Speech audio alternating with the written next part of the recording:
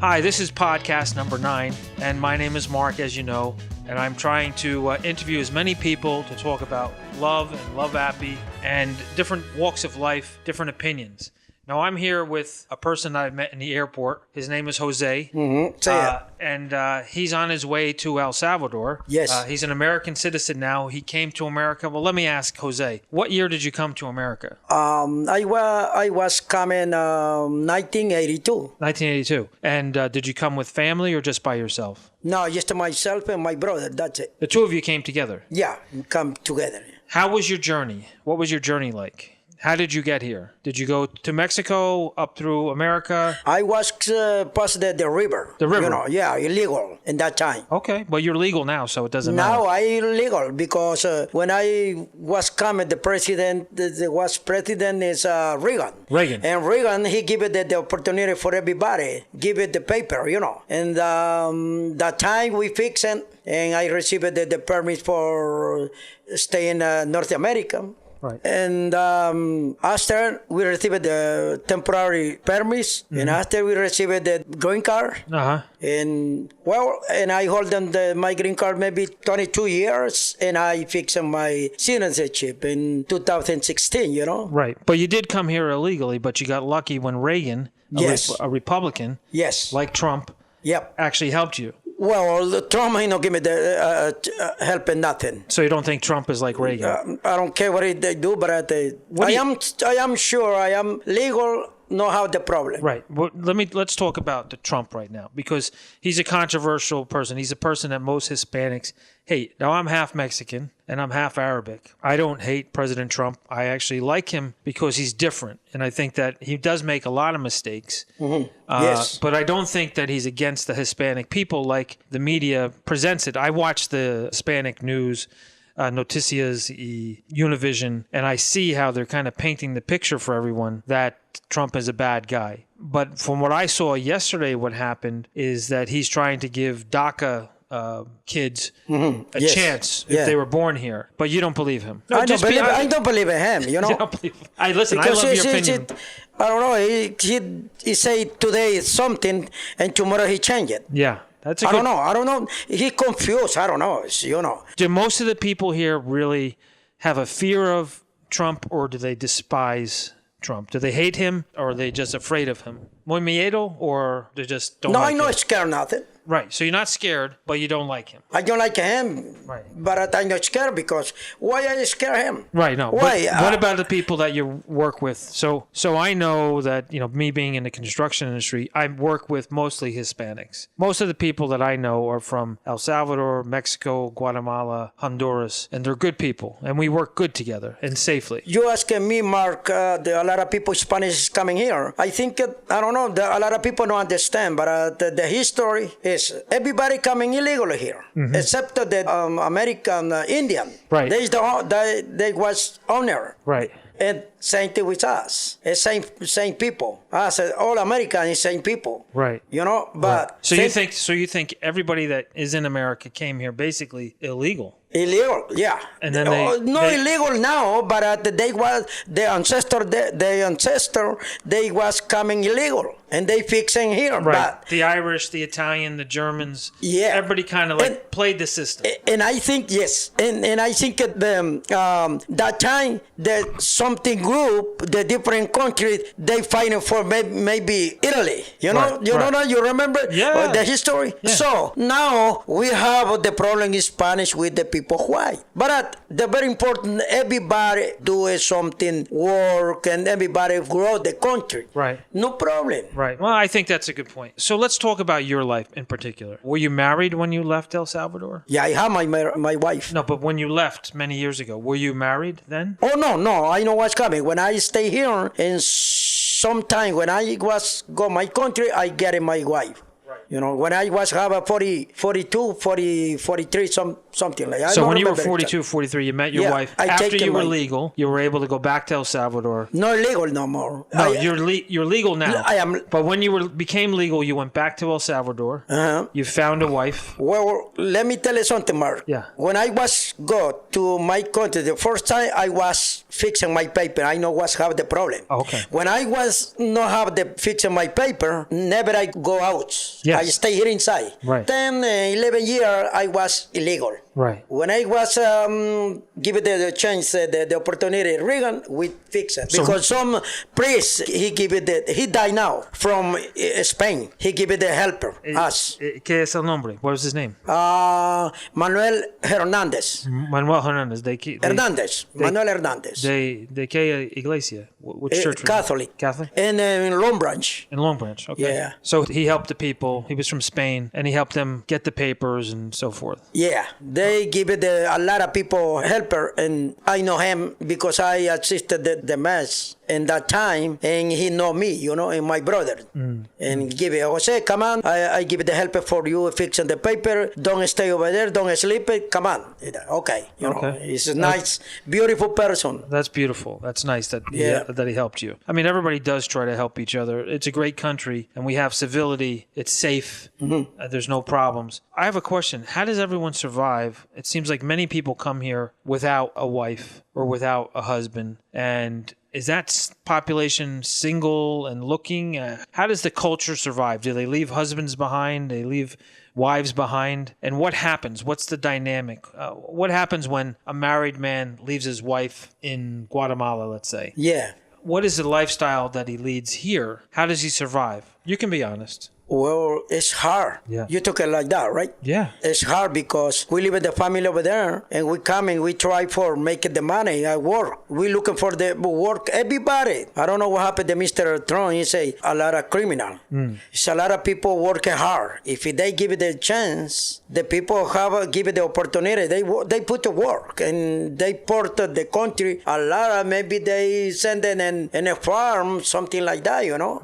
Yeah, that is my point. What happens to the children, though, that are left behind? The father's here or the mother's here. What happens to the children? How do the children feel about their parents being here? Like in America, if a father leaves a state and he goes, let's say he leaves New York and he goes to California to work. Yeah. Those children have a difficult time because they don't have their father. Yeah. But it seems like the Hispanic culture has a better handle on it. Are there any troubles that happen when the father leaves? Oh, yeah. Tell me. It's a very trouble. It's bad because, you know, you pass it for that time when you was a baby. When you losing your mom in the 1 minute, you looking for your mom. Right. You thinking with that kids, long time stay over there inside the building and they crying for the mom or the father. You think it's hard. Yeah. Very, very hard. But what about the child in Guatemala or El Salvador? The father leaves to go to America.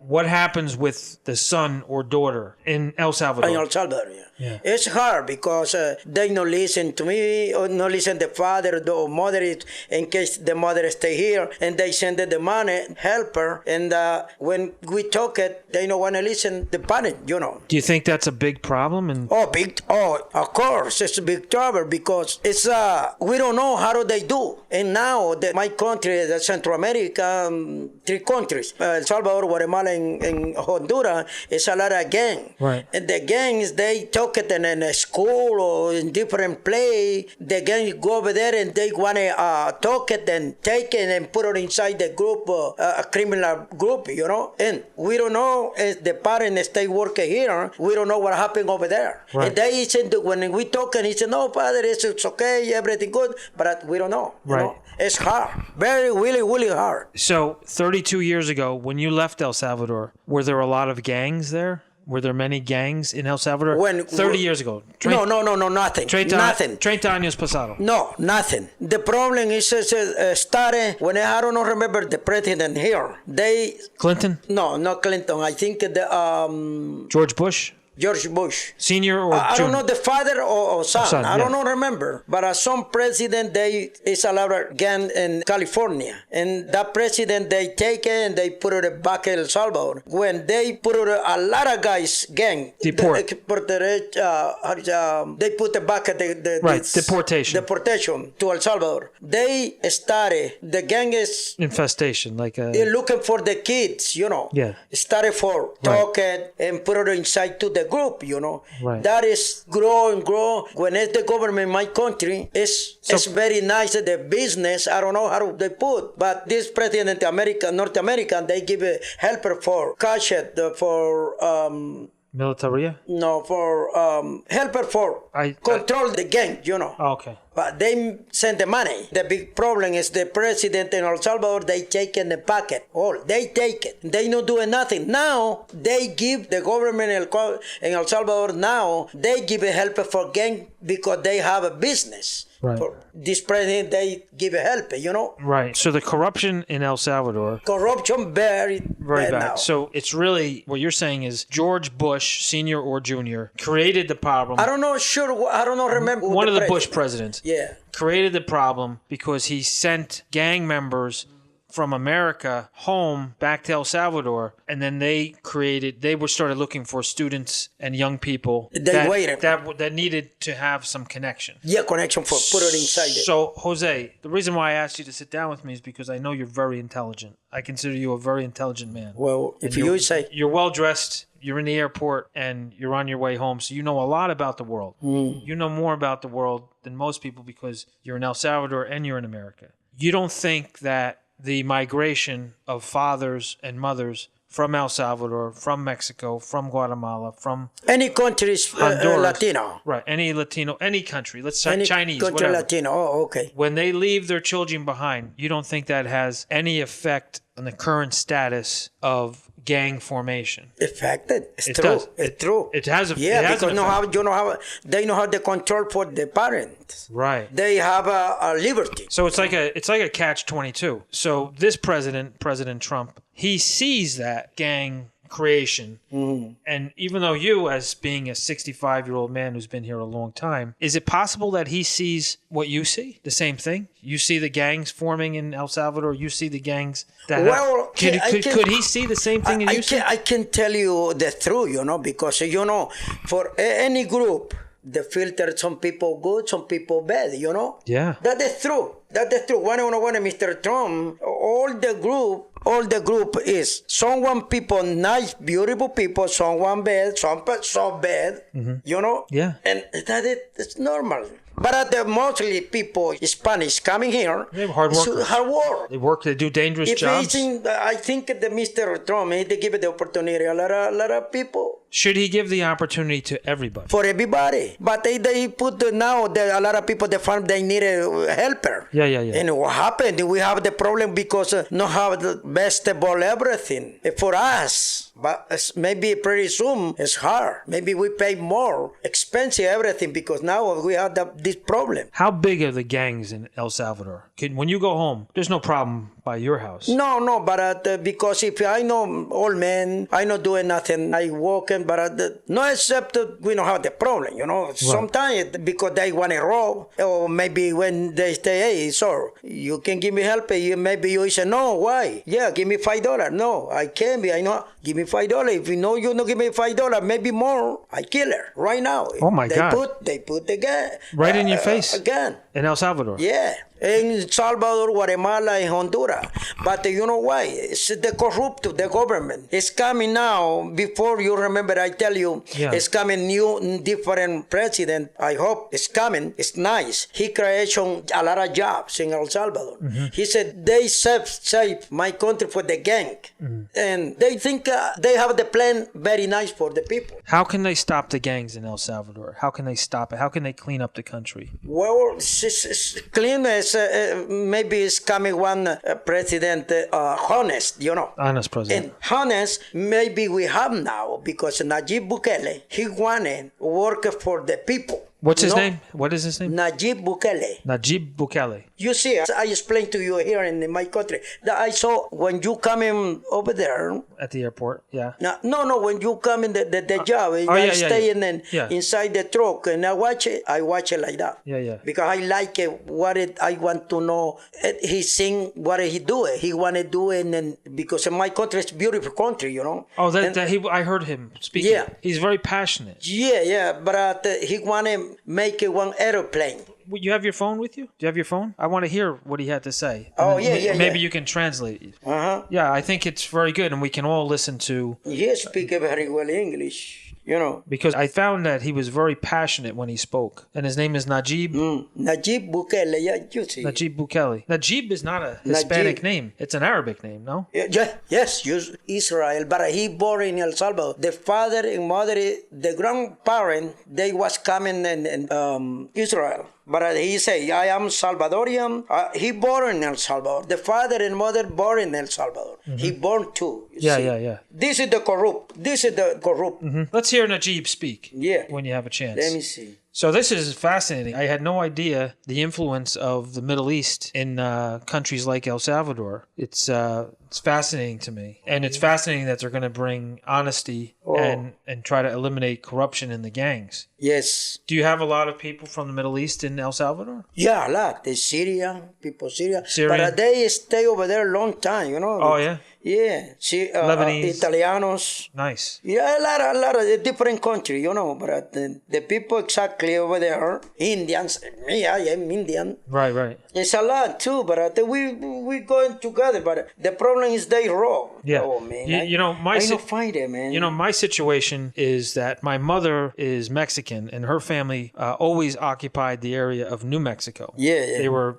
miners of copper and different types of ores. And their family stayed there. So when New Mexico became a state, then they became citizens. So I understand your plight. I mean, God forbid if I didn't have the opportunity to be an American. I don't know what happened. So Jose is a 65-year-old man who works as a painter in the United States, and he's on his way back to El Salvador. His wife is about 47 years old. He's got a 15-year-old. He's got a 20-year-old. And he's a proud father. He's proud to come to America to earn money. Him and his brother do jobs in the painting area. We connected because he's going to the airport, and I thought he was an interesting guy to have on our podcast. We're going to start talking about love in a minute, but I think it's important that people get a perspective of what's going on. So we say the government has to go down. It's hard for me. I can't. The money is good when nobody rob. He no rob.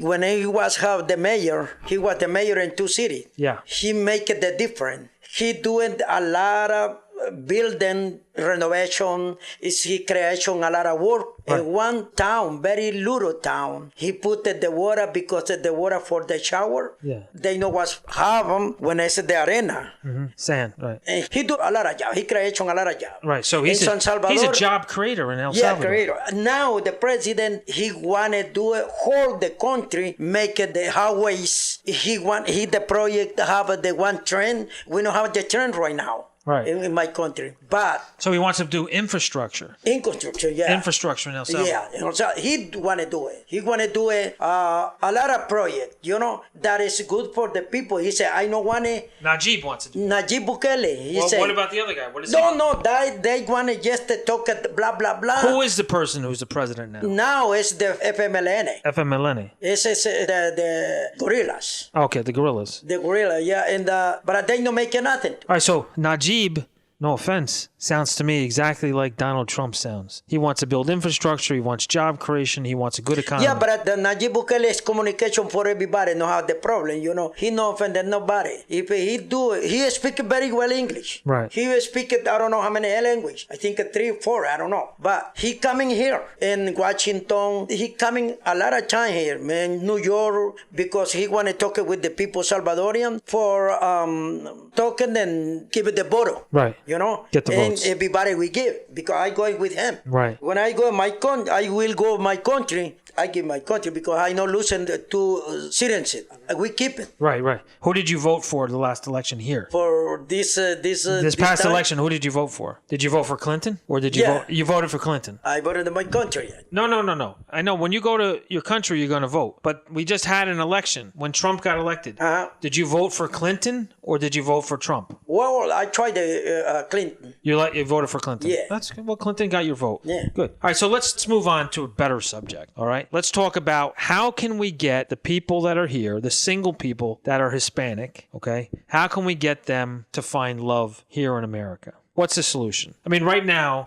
Yeah, I understand. I think what you say. The solution is we give it the maintenance for the kids or the family in our country. Yeah. You say like you that, send right? money. You send money You to send your the kids. money Yeah, for but right. So we have single men here in this country. single men. So yeah, they don't have wives, and we have single women that are Hispanic that don't have husbands, or they do have husbands and they do have wives, but they're here alone. They're single. So people that are alone tend to get in more trouble, right? Are they going to break up with their wives? Are they going to have two wives? Are they going to have a girlfriend here, a girlfriend, a wife in El Salvador? Let's talk about the reality of it. How does a man survive in America, right, without a woman? How does he survive? Well, Are they like a priest, celibate? The priest doesn't have any sex. So all these men that are here from El Salvador, Mexico, Guatemala, Honduras, how do they survive? well, I can tell him, but it's It's all right. Tell me. It's just you and I. I think people need to know. normal. I don't know if it's single people. They working and they maybe stay here. They like it here, and maybe the girl looking for the boyfriend. As the men when it come from there, we looking for some girl for taking marry. Right. Sit and work. Right. But nothing else. So the guys here that are married, they're not having sex. They're just by themselves. It seems like a dilemma for people to live that way. Mm-hmm. What else could they possibly do? I mean, what, do they just have casual friends? What is the culture? What's happening with that? How, people that are away from home, just like the traveling American businessman, right? He's traveling all the time. He's a traveling salesman. There's a classic play where one of the actors' name is Willie, right? So as Willie's out selling his stockings, he's meeting all these women and they're having short-term affairs, and it has an eventual effect on the family and the son and how a person is looked at. My question to you is, without sounding like a dramatic play, what is happening really with men that are here alone and women that are here alone, sexually, relationship-wise? How do they survive? It's an important question. Everybody's, I find it to be fascinating. Well, I find it when I stay, I talk it about my person. I don't know that they know it, Right. But when I don't have nobody, I looking for some girl and that's it. And I don't want a compromise because too much trouble here. Right. So you're just looking for someone you can pay a few bucks and then... Yeah, but at a long time ago when I was alone, right. Now I have my wife and my kid. Yeah, you would never do think that. my kid, I needed to explain to him for go starting or do something, but then no stop it. I don't want to stop it. Nothing in my house, stay inside, just to play. No, I tell my kids, go in and go up, because you need to looking for the opportunity for do something. Right. So my question to you is there a big problem in the Hispanic community with AIDS, with venereal disease? Are there problems since people are alone and they're using prostitutes, right? Yeah. Is there a problem? No, but no. Well, no, exactly, because now when I stop it because I have my wife now. Right, Before when I don't have my wife yet. Yeah. But now. But I'm saying about you're with men all the time. Are they being loyal to their wife, or are they forced to not be loyal to the wife? And the kids are not forgotten, but it's a painful relationship because of the economics. Right, they have to be here for the money, right, to send it home, and the kids are back home, and they're not being paid attention to, and that's why gangs are happening, right? Would you agree? Yeah. Gangs are happening because the fathers are here, right? Yeah, someone. Right. Someone. Some is over there. Some of them are but very good. Sometimes two poor people. Right. And they need to go because over there they make a lot of money because they put the rent. It's a rent because if you have the business, some little business or forever, they going over there, hey, how much you make a day? Right. They ask you. And they take the money. He said, no, they ask you. You say, hey, well, how much you make a day? He say, maybe you say, oh, well, I make $50 a day or or 100. Okay, you give me, if you make it $50, maybe you can give me $25. Right. See, half. Right. So know, the gangs are taking half. So they're making money that way. But I thought their fathers were sending them money. I thought the fathers in America were sending them money back. Sending the money to the kids, but not for exactly the kid. No, maybe the grandma or some family, the old family. No kid. They don't receive the money. So what? With all these things going on, if I was the president of the United States, I'd build a wall too, because those people are going to come with those ideas to America. They're not like you. They're not just working hard. They're going to come here and they're going to come to the businesses in America and do the same thing. That's what we had with the Italian mafia. Yes. That's what we had. So why are we going to let the people in? Why should we let them in and bring their crime with them? I'm sorry, but why? Why should we do that?